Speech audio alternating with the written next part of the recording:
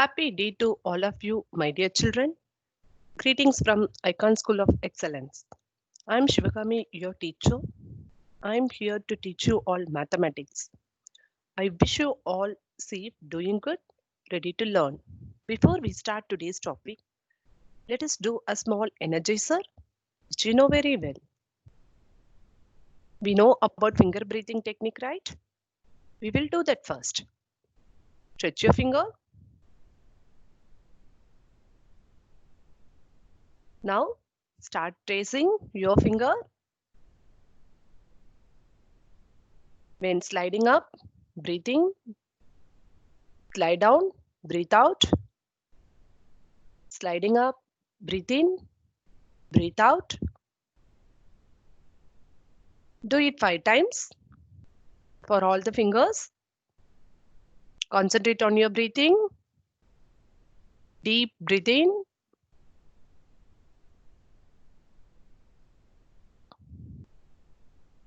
While doing, please concentrate on your breathing.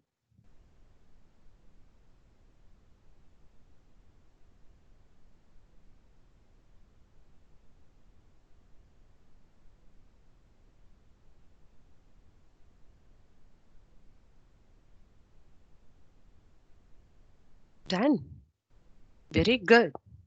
How are you feeling now? Feeling good? Energized? Fantastic. Now let's move to today's topic. That is sets. It's a new topic. In today's class, we are going to learn introduction to the sets and how we are going to define the set, how we are going to write the set, and what are the ways of representing the set. All these things we are going to discuss in our today's class. We are using set in our day-to-day life in so many places. See the pictures very carefully. What is this? Yes, a bucket of flowers. Second one, collection of books. Fantastic. Third one, assembly of toys. Fantastic. Fourth one, stack of cars. See, what is similar in all these pictures? These are collection of things or objects. In our today's topic, we are defining set as like this. A set is a collection of well-defined distinct object. Collection of well-defined distinct object. Collection of objects, but the objects are well-defined here. What is the term well-defined?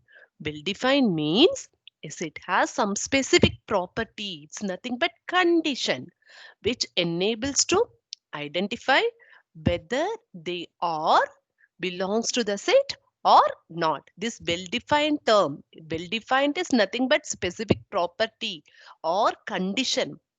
Then only the element which satisfy the condition, they are only belong to the set. The others are not.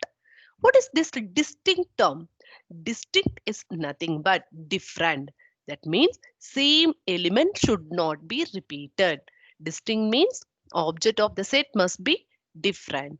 Consider this example. School word. In this word, what are the alphabets are there?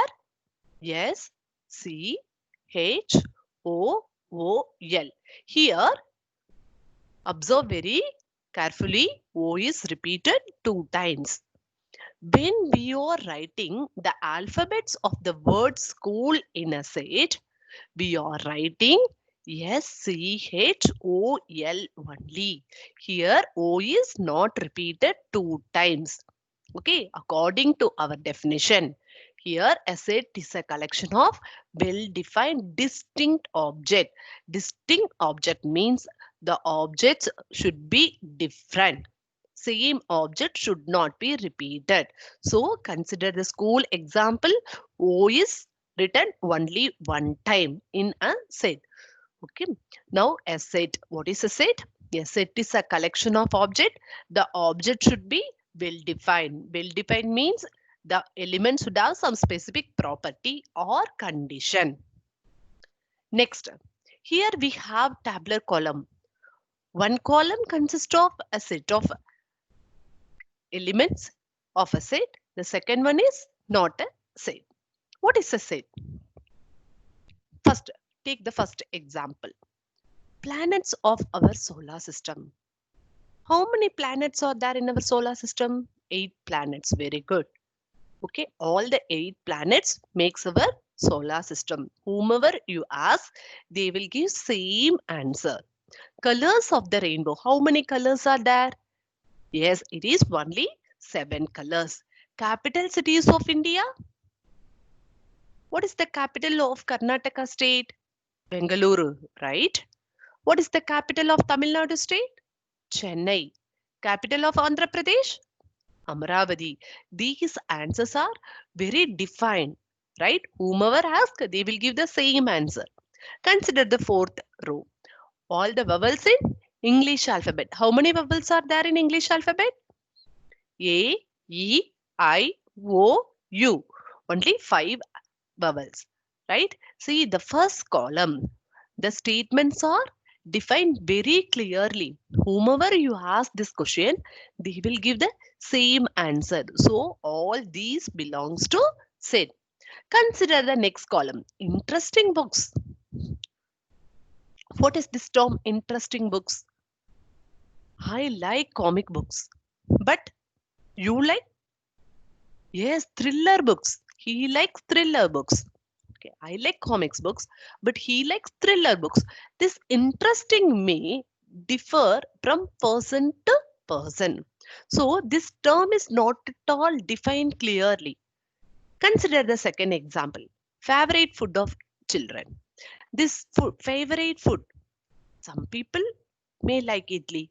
Some kid may like puri. This food may differ from child to child. Collection of tasty fruits. I like mango, but my brother don't like mangoes. Why? This taste also may differ from person to person. Favorite flowers. Some may like rose, some may like jasmine. Like these. Here, this interesting books, favorite food, collection of tasty fruits, favorite flowers, all these are not defined very clearly. So these are adjectives. These adjectives are not defined very clearly. So these statements are not belongs to the set. See, the answers may differ from person to person. Where we are using sets in our day-to-day life. Now you know what is a set, what are all not set, how to define a set. All these things you know very well. Hope you understand the concept, right? Next, where we are using set. Consider the first example. Things arranged in a cupboard. How these things are arranged? According to their color, right? Here yellow ones are stacked here, orange, red, pink. According to their color, here things are arranged. Come to the next example. Books arranged in the library. How the books are arranged in the library? According to the subject wise, right? All the Kannada books are arranged in one row, other Hindi books are arranged in other row, right? Like that, the things are arranged in according to the condition.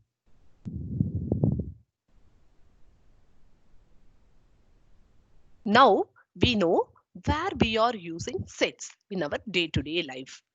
Next, how to write the set. Now we know what are all set, what are all not set. And next one, how we are going to write the set, how to represent the set. For that, we are using only uppercase letters. That means capital letter alphabets we are using to name a set. And the elements of the set are written within the curly brackets. These are called as curly brackets or flower brackets. Okay, all the elements are written within this curly bracket separated by comma. Elements of the set are written within the curly bracket separated by comma. Consider this example. A is name of the set. Capital A is name of the set. Afterwards, put equal sign within the curly brackets. I'm writing the elements of the set A, comma, E, comma, I, comma, O, comma, U. A, E, I, O, U are elements of the set capital A, and these elements are separated by comma, and the elements are written within the curly brackets. Like this way, we are writing the set. Next, how to write the element of the set? How to write the element of the set? A, E, I, O, U are element of set A. How to write individual element that belongs to the set? For that, we are using a symbol called epsilon. What is this name of the symbol? It is called epsilon. Epsilon means that it belongs to, or otherwise this element of. Small a is element of capital A. How to read this? A small a is element of capital set A. Capital A is name of the sub. Suppose a element is not belongs to the set. How to write that? For that, we are having not element of. K is not element of set A. For that, we are using is epsilon symbol. Upon that, we have to put a strike over here. K is not element of set A. This epsilon symbol is nearly like curved E. Capital E, it's a little bit curved. Okay, like this, we are using this epsilon symbol to represent the element of any set. For that, we are using. How to read this? A is element of set A, but small k is not element of set A. To represent the element, we are using epsilon symbol. Apart from this, we are having three standard methods of writing the sets. What are the three standard methods of representing? They are distribution method, rooster method or tabular method, rule method or set builder method. What are they? Again, distribution method, rooster method or tabular method, rule method or set builder method. We will see one by one. First, we will take distribution method. What is the distribution method? The name itself, we have the meaning distribution. That means we are defining, will define distribution of elements of the set is made and is enclosed within the curly brackets. That means within the curly brackets, we are writing the statement which satisfy the condition of each and every element of the set. Okay, within the curly brackets, we are writing the statement, or we are describing each and every element which satisfy the condition. Okay, that is called distribution method. Distribution method is nothing but within the curly brackets, we are writing the descriptive statement of each and every element that belongs to that set. For that, consider this example A. Within the curly brackets, we have written all days of the week. All days of the week. Instead of writing all the 7 days, okay, we are writing here all the days of the week. Example B, colors of the rainbow. Colors of the rainbow. Instead of writing all the 7 colors, we are writing only colors of the rainbow. Second one. First method is distribution method. What is distribution method? Within the curly brackets, we are writing the statement that satisfy the each and every element of the set. Second one is rooster or tabular method. What is that? Rooster or tabular method. Tabular method. Within the curly brackets, we are tabulating all the elements of the set that belongs to. We are tabulating all the elements of the set that belongs to. That means consider the first example. All the days of the week. That means AHS consists of the elements Monday, Tuesday, Wednesday, Thursday, Friday, Saturday, Sunday. All the 7 days. We are tabulating all the 7 days within the curly brackets separated by comma. Next one is example B. That means colors of the rainbow. Violet, indigo, blue, green, yellow, orange, red. All the 7 colors are tabulated within the curly brackets separated by comma. This is called rooster or tabular method. Tabular method. In this method, within the curly brackets, we are tabulating all the elements. See, suppose you may ask me the question. Suppose the elements of the set are more. How can we write all the elements within the curly brackets? On that situation, we are using the symbol called ellipsis. We are using the symbol called ellipsis. Oh, how we are using this ellipsis symbol? For that, consider this example. N is a set of natural numbers less than 100. This is in descriptive form, right? We are described in a statement. Okay, natural numbers less than 100. This is in descriptive method. Now you are asked to write in tabular method. Tabular method, we have to tabulate all the elements. That means you should write 1 to 100 within the curly brackets. Okay, instead of writing all the 100 elements, we are using ellipsis symbol. Ellipsis symbol. This is nothing but three dots. 1, 2, 3, 4. Afterwards, you put three dots. You write the last element. Okay, within the curly brackets, we are using ellipsis symbol. What is the meaning of this ellipsis symbol? Means continued on or and so on. Continued on or and so on.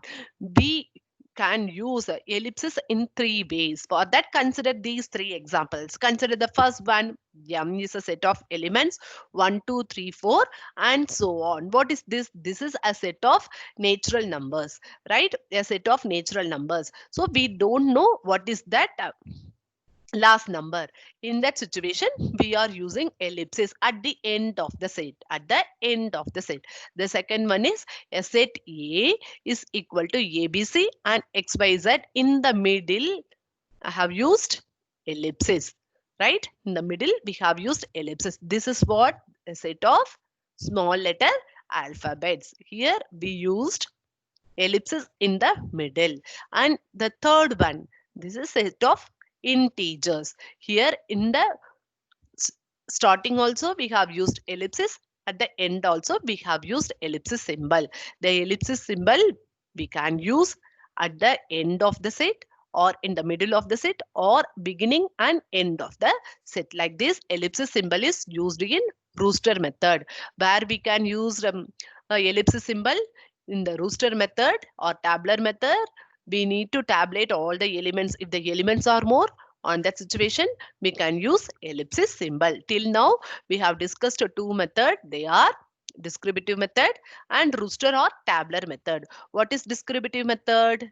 Within the curly brackets, we are writing all the elements of the set. They are called descriptive method. Second one is called tabular method. Tabular method, within that curly brackets, we are writing all the elements separated by comma. That is called tabular method or Brewster method. Third one is called rule or set builder method. Rule or set builder method. Here we are going to frame our own rule for that condition which satisfied each and every element of the set. For that, we are using variable x for representing each and every element of that set. Okay, in math, for unknown terms, we used to use the variable x like that. Here also, we are using a variable x which satisfy each and every element of that set. For that, we'll consider this example. A set of prime numbers less than 100. Read it again. A set of prime numbers less than 100. We are having two conditions here. First one, within the curly brackets, we have to write the set of prime numbers. That is my first condition. And the prime number should be less than 100. That is my second condition. Okay, here we have two conditions. These two conditions we have to write within the curly brackets by using the variable x. M is name of the set. Afterwards, write equal sign within the curly brackets.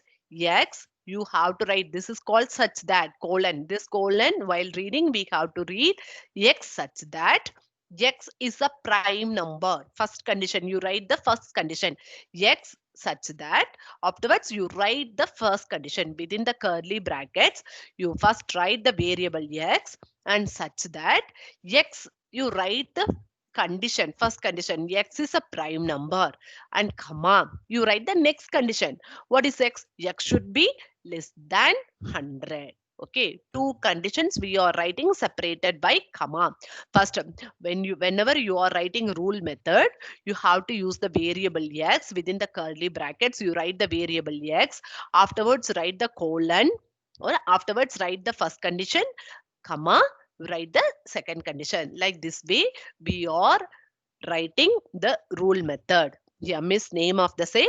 Afterwards, write the equal sign within the curly brackets x such that first condition, comma, second condition, close the curly brackets. Like this way, we are writing the rule method. Consider the next example. Consider a set of colors of rainbow. How many colors are there in rainbow? 7 colors, right?